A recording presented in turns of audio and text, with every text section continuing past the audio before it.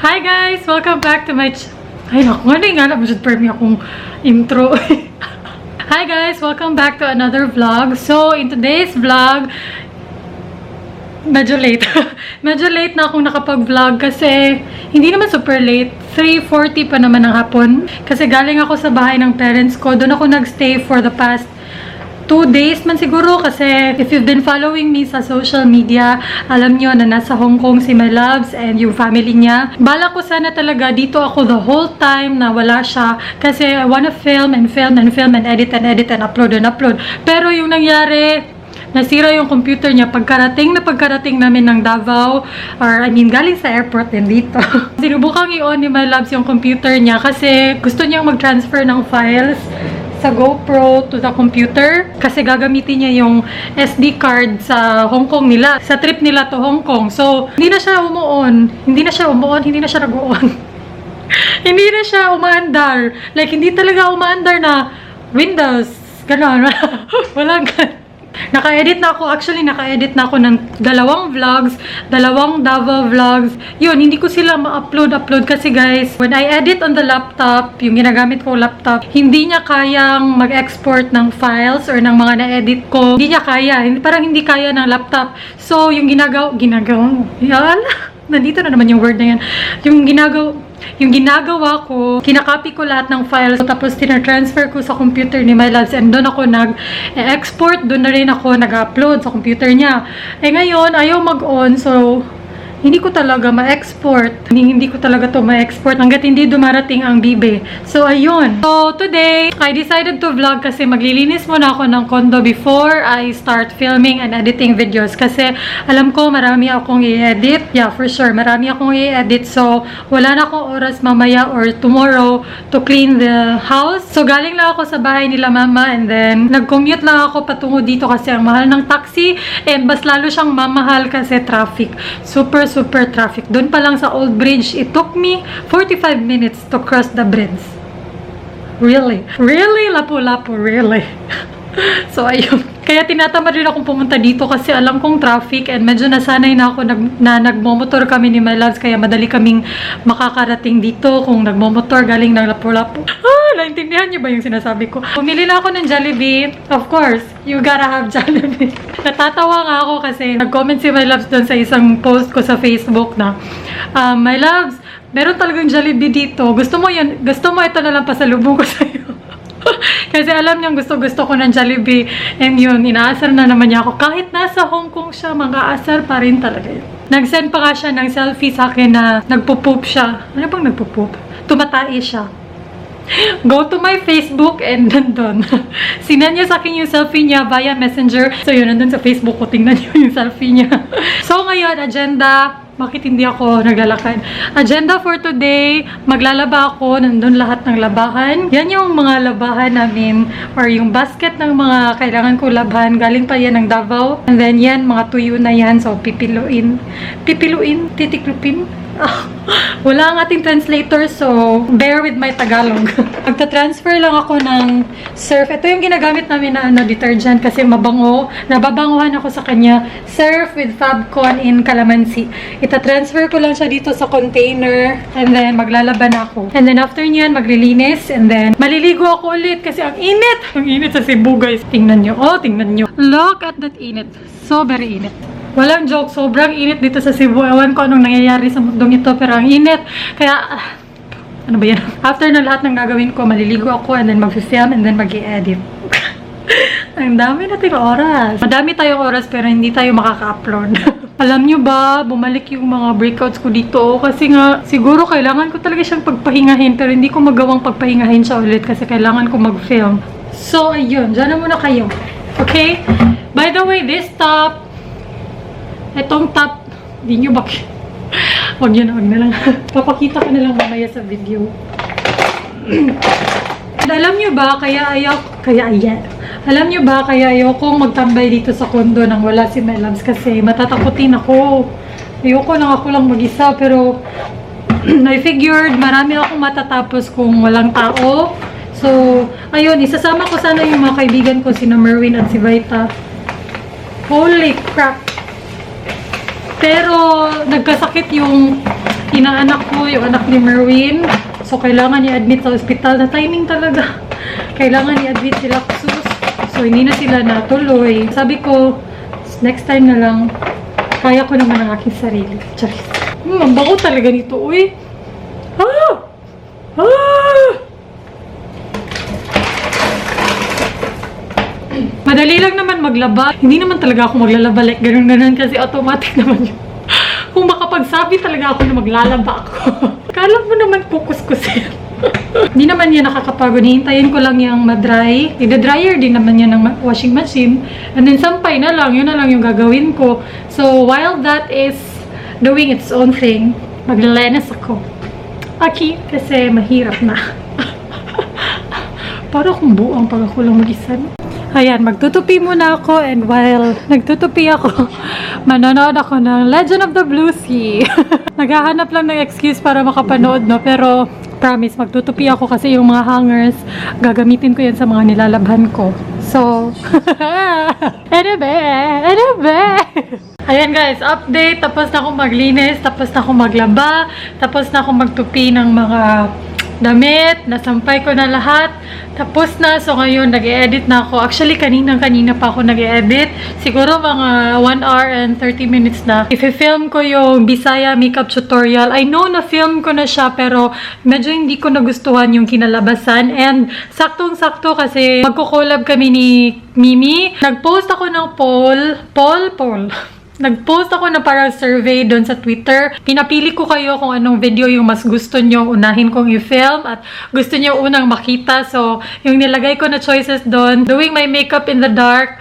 Actually, wala pa akong nakikitang YouTuber, kahit international YouTuber na gumawa nito. Hindi ko rin na-search sa YouTube, pero itatry kong i-search kasi parang naguguluhan din ako kung paano ko gagawin. So, ano ba, lights off or magba-blindfold na lang ako or pipikit na lang ako kasi kung lights off, anong makikita nyo? So, ako lang within the dark, tapos nagsasalita lang ako. Medyo nalilito ako kung anong gagawin ko. Pero yun yung top 1 talaga. Yun yung pinakamaraming nagsabi at nag-comment sa inyo na gusto nyo yung doing my makeup in the dark. And then next to that is yung no mirror makeup challenge. And then next to that is review of my favorite local YouTubers and international YouTubers. Basta may isa pa akong nilagay sa listahan ko, which is the boyfriend guesses makeup prices. Mga ganun. Nakita ko kasi yan sa channel ni Arnold Talega Art.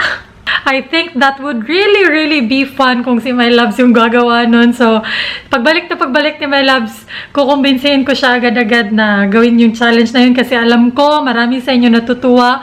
And I will join the challenge, pero ako lang yung mag-guide sa kanya. Ako yung magbibigay ng mga products sa kanya and then ipapa-guess ko sa kanya kung magkano. So, that would really be fun. Marami talaga akong planong videos, you guys, as in naglabasan lahat ng ideas ko. Ewan ko, siguro na-miss ko lang talagang mag-upload kasi ilang araw na, as in like, siguro 1 week nang walang upload and medyo na-miss ko talaga yung pag-upload at pag-edit.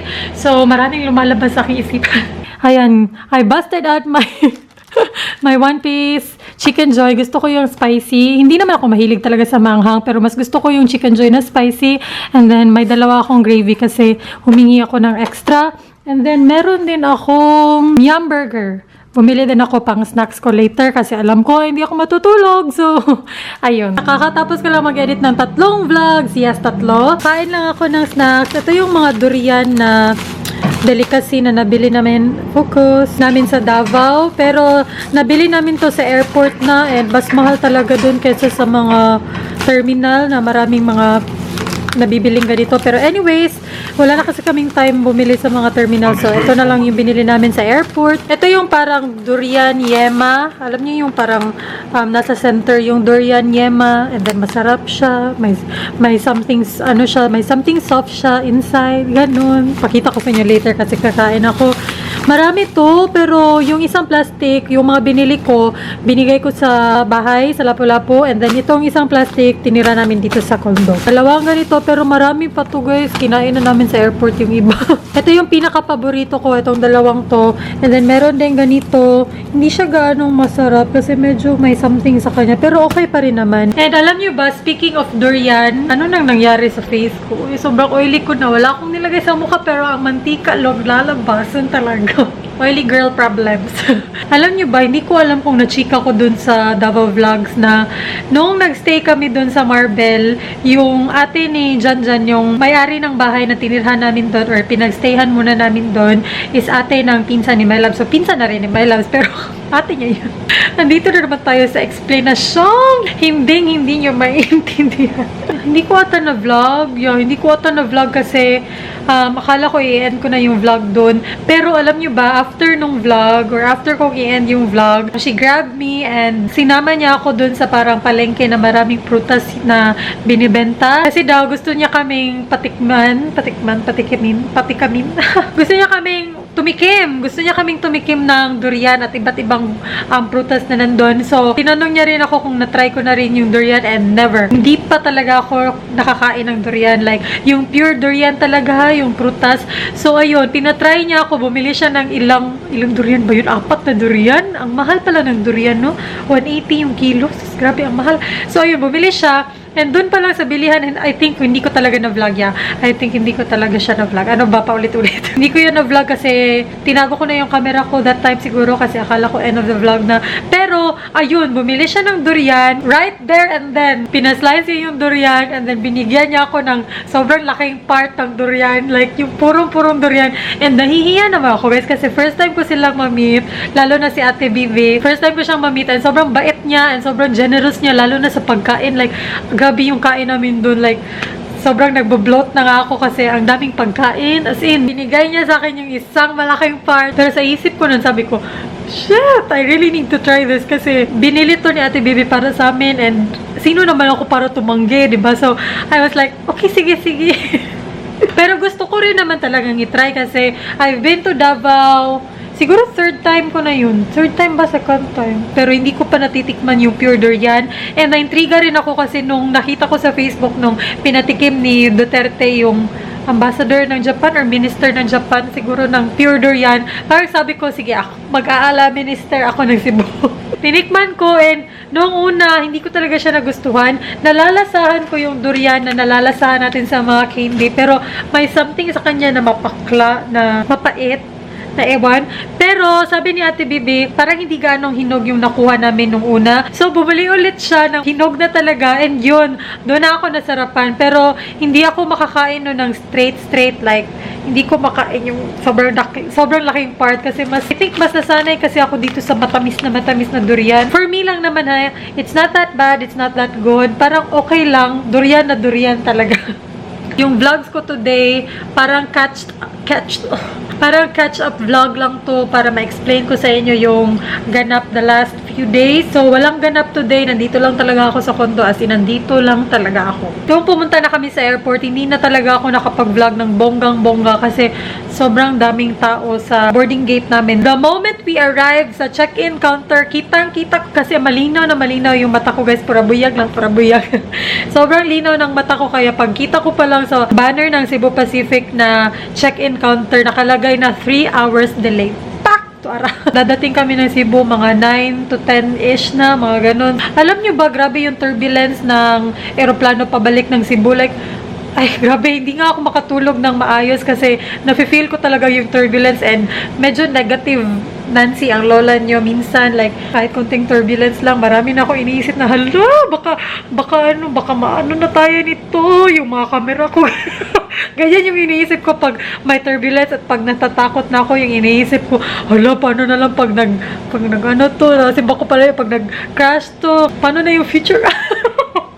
Mga ganyan yung iniisip ko. Para talaga kung buang. Normal naman talaga yung turbulence and in-explain naman sa akin ni My Loves kung bakit nagkaka-turbulence. So, sabi ko, okay. Kalma, bes. Kalma. Yung taxi naman na nasakyan namin, grabe siya. Mas natakot pa ako sa taxi kaysa sa turbulence. Ganun ka grabe yung taxi driver na yun. Parang sobrang dikit na kami sa sobrang malalaking trucks. Hala, overtake ka mo siya. Grabe mo, overtake. Grabe. Para siyang nagda-drag race. Drag race ba tawag niyan? Basta nagre-racing. Nakalimutan niya yatang may pasahero siya. timing talaga na pag uwi namin ng kondo, sira talaga yung computer. 4 na araw wala si My Love. So, sa 4 na araw na yun, marami na sana akong ma-upload. Nakalain niyo yun. And wala So, ayun. Yung mga vlogs na ganito, you guys, ito yung typical day ko na kahit nandito si My Loves at kahit wala siya, ganito talaga yung typical day ko. Kaya di ako nag-vlog everyday kasi pare-parehas lang yung makikita nyo. Edit, film, ganyan lang yung makikita nyo. So, this is my daily life. This has been my everyday life since I started YouTube and I'm very happy about it. Maraming natutuwa sa videos, lalo na yung mga mamshies, mga OFWs. Wala kayong idea, mga mamshies, na sa tuwing nababasa ko yung mga comments nyo, kahit hindi ko na kayang mag-reply sa lahat ng comments, sorry. Pero binabasa ko talaga yan. Tuwing nababasa ko yung comments nyo sa Facebook, Instagram, Twitter.